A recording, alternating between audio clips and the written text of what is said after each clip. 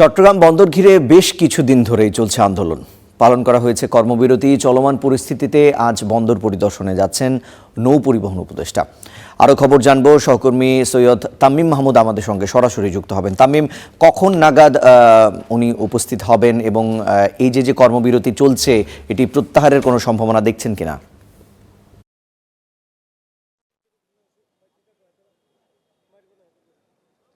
সকাল থেকে কিন্তু চট্টগ্রাম বন্দরের যে অচল অবস্থা গত 6 দিন ধরে চলছে, আজও কিন্তু সেই অবস্থায় চলমান আছে। এবং আমরা যদি বলি, গতকাল রাত থেকে কিন্তু এক ধরনের অস্থিরতা তৈরি হয়েছে, যেহেতু চট্টগ্রামে নৌ পরিবহন উপদেষ্টা আসছেন এবং তার আগমনকে কেন্দ্র করে কিন্তু এই উত্তেজনা আরও বেড়েছে। সকাল থেকে কিন্তু চট্টগ্রাম বন্দরের যে গেটগুলো আছে, প্রতিটা গেট দিয়ে কিন্তু শ্রমিকদের যে প্রবেশ, সেই প্রবেশ কিন্তু বন্ধ করে দেওয়া হয়েছে। শুধু একটি নির্দিষ্ট নৌ পরিবহন শাখার যে শ্রমিক, তারাই কিন্তু তাদের কিন্তু প্রবেশ করতে দিচ্ছে কর্তৃপক্ষ, বাকিদের কিন্তু প্রবেশ করতে দিচ্ছে না। এবং এটি নিয়ে কিন্তু সকাল থেকে উত্তেজনার সৃষ্টি হয়েছে চট্টগ্রাম বন্দরে যে শ্রমিক কর্মচারী যারা আন্দোলনরত আছে তাদের মধ্যে।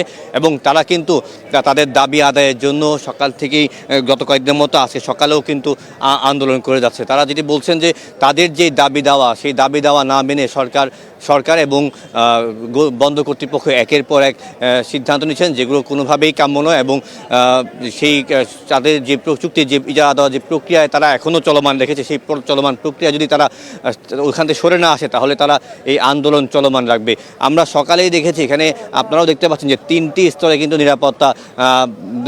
নিরাপত্তার ব্যবস্থা গ্রহণ করা হয়েছে। যে প্রথমে কিন্তু পুলিশ, পরে আর্মি এবং নৌবাহিনী কিন্তু এই বন্দর এলাকায় যাতে অস্থিতিশীল কোনো ধরনের বা অস্থিরতা তৈরি না হয়, সেজন্য তারা নিরাপত্তার ব্যবস্থা গ্রহণ করেছেন। কিন্তু এই নিরাপত্তার মধ্যে সকালে আমরা দেখেছি এক ধরনের ধাক্কাধাক্কি কিন্তু হয়েছে শ্রমিক কর্মচারীদের মধ্যে ভিতরে প্রবেশ করা নিয়ে। এবং সেই প্রবেশ করা নিয়ে যখন বারবারই উত্তেজনা সৃষ্টি হচ্ছে, তখন কিন্তু বিভিন্নভাবে তাদেরকে দমানোর বোঝানোর চেষ্টা করা হচ্ছে এবং শান্তিপূর্ণভাবে যাতে এই ধরনের কাজগুলো তারা থেকে বিরত থাকে, সেই জন্য ব্যবস্থা করা হচ্ছে।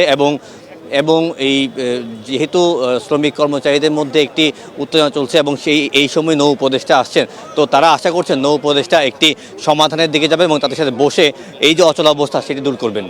চট্টগ্রাম বন্দরের 4 নম্বর গেট থেকে এই ছিল আমার কাছে সবশেষ সংবাদ। ঋষান। তামিম, ধন্যবাদ আপনাকে যুক্ত হয়ে তথ্য জানানোর জন্য।